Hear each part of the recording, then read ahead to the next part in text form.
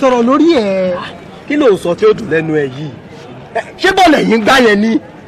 Nígbà tí 11 player wà ní bọ́ọ̀sì 18 tẹ́tàdínmọ́lé àwítọ́ dọ́gba yín olóṣì yẹn ó ń tutọ́ kiri bí ẹni tí wárápá gbé. Ta ló kú mọ̀ bóyá ogun tó ṣe fún nìyẹn? Ẹ̀rẹ̀ sọ̀rọ̀ ẹ̀ lójú tì ní. Ẹlẹ́tẹ̀ Mr. Baka farabalẹ̀ ó lé tó yìí. Ó ń gbọ́ Mr. Chelsea. Bariyelo ó mọ̀ gọ́ṣẹ́ jẹ́ nǹkan ní nǹkan tí ò yẹ.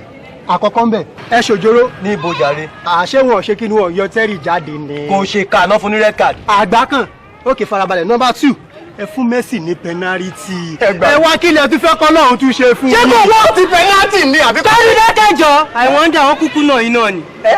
Bẹ́ẹ̀ síbẹ̀. Wo ó ti tọ́nu mi. Last season mo nù ẹ́ ó máa ní ewé. Bọ́dà. This season náà mo nù ẹ́ ó máa ní ewé. Ó di méjì. Kí ló fẹ́ sọ?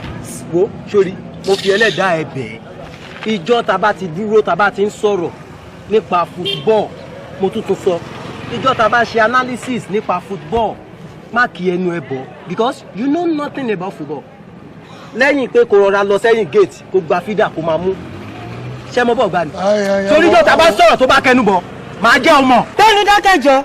ẹ jọ fans club no salary mo fi Ọlọ́run bẹ̀ yín ni o sẹ́ni wọ́n bá ń tẹ́ ìbàkà yìí ẹ̀ka sẹ́ni ariwo olórí burúkú tẹ̀ ń pa tí ó ń lé àlùbáríkà tí ń mú ọjà wá jìnnà síyàn ẹ má pa ń bí ẹ bá sì ti ka tẹ́ẹ̀kà tán ẹ má lọ lé yín sí ọba mi yé ìtọ́ka yìí nínú ẹ̀yìn Messi wọ́n yọ kéde kan wọ́n yọ olórí burúkú tá a bá wò yín dáadáa Ìjẹ̀bú Igbó Ìjẹ̀bú Ṣàgámù Ìjẹ̀bú Òde ńlẹ̀ ẹ̀jẹ̀ gbogbo ẹ̀ náà bí igbó àárín ìlú ìkankan ni eléyìí ọ̀dẹ̀ yìí ó ní ẹ̀yìn dúrọ́gbà ẹ̀sìn tọ́ bí bàbá rẹ bá rí tọ́ sí tí ọ̀yọ̀ wo kò ní í ṣe kò ní í burú fún ọ̀dẹ̀ ibi tó dé yìí ẹ bá ti wọ polo 250 ṣòkòtò 750 tí gbogbo ẹ̀jẹ̀ 1000 àdé bí àmà kàfé pààyà òkú tí ọ̀fọ̀ máa yé tó lóun ọjà màálù tí ọ̀bà ṣọ́ra kò ní jẹ titus olórí burúkú ara rẹ ogbé mosin òsín ogbó ìgbò ògbò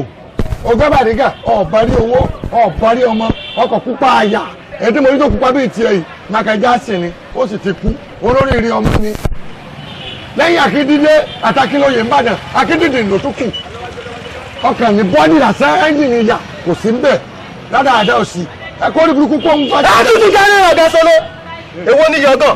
èmi. ẹ dẹ̀ máa fún wa lóhùn ẹ wá o èèyàn ti wà ń bẹ ẹ̀kẹ́ tó débi báyìí náà èwo ni yọ. èèyàn lọ́gẹ́ dé fún àkàṣà àgbà èèyàn yìí ni ó ta pépà ń bíbá yìí ẹ mọ ibi tó wà sí wọn ti jọba aláyé àbá àgbàlagbà ẹlòmíì tún wà níbẹ̀ kọ́ tó débi ìyẹn ti wà nílùú òkè jandom kí wá ní tiyín owó tiwa ló gbé wọn débẹ̀ o because wọn lè deny now ṣáà náà ra pépà ní à ń sanwó adẹ sanwó bẹ́ẹ̀ yìí náà ẹ̀rẹ̀ wá fi yọ̀ sí fún wa nígbà yẹn kó lówó kan tá a fọ́ ó ṣe jàre bá yẹ́lò ẹ wà jẹ́ kó mọ̀ èwo kàrímọ̀ ẹ wà ẹ farabalẹ̀ kí ló dé gan ẹ mọ̀ pé ọlábàtà tàwa ló mọ́dọ̀ yín sàn ṣàlàyé mọ̀ kí ló dé. Mr. Ẹ̀mí Àbàtà ó ti ra ń tọ́ra máa lọ sílé yín láti bẹ́ẹ̀ sọ orí púpọ̀. ẹ̀sìn dé èmi ọ̀là. ọ̀gá adé afa. ẹ filẹ̀ tìjí bá. orí ẹ wà bẹ́ẹ̀.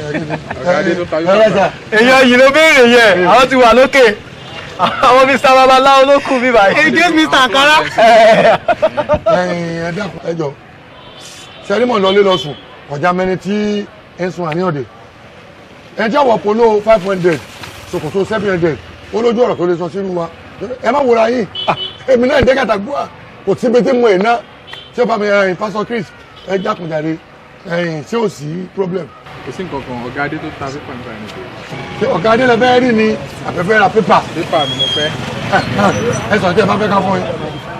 ó ní bó ṣe ń lọ tọ́ ló ṣẹlẹ̀ ni pé àwa free readers club a máa ń sanwó lóṣooṣù ni ìṣòro àwọn ẹ̀dẹ̀ sanwó bẹ́ẹ̀ yẹn ìwé pépà tó wà nígbà yẹn a lè kà.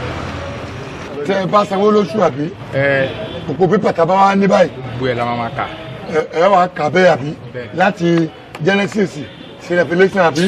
gbogbo ẹ̀ la máa kà. ọ̀gá ẹ dákun ẹ má bínú ṣé ẹ rí èmi ni mo ra bí ní ìsìn kì í ṣe ọ̀gá adé ṣùgbọ́n iṣẹ́ wo lẹ́yìn ṣe gangan. mo wáṣẹ́ náà ni ṣùgbọ́n mú wọn pé màá ríṣẹ́ lágbára Ọlọ́run.